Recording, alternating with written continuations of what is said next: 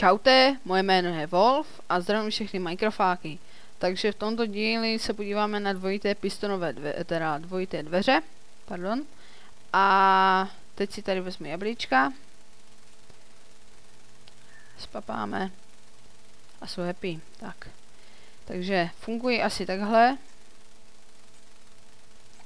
A budeme na to potřebovat nějaký krumpáč, 8 wooden planků nebo jakéhokoliv bloku, 2 wooden door, redstone, repeatery a redstone torče. Takže jako první si položíme takhle 2 dveře, které hned zbourám, protože se otvírají špatně tady tyhle. Takže zbouráme. Tak, ujistíme se. Ano, fungují správně. Takže toto je ta přední část z toho domu.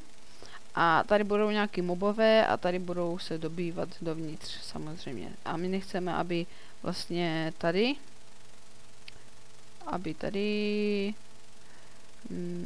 jako tady chodili. Takže já si tady půjčím pressure plity.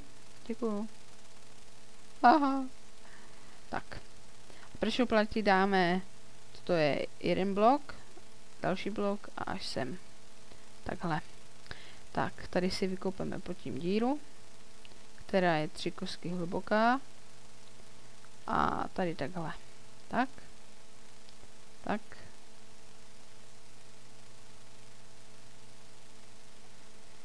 Takže tady si to takhle odtěžíme.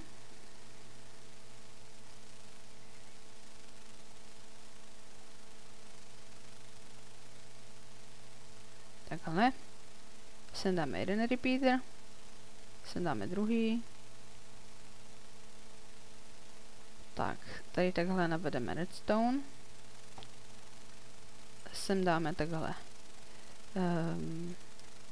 redstone torče. Zaděláme a máme hotovo.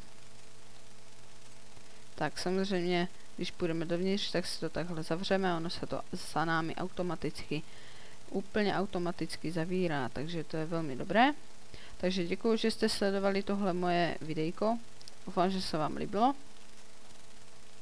A v dalším díli zase čau.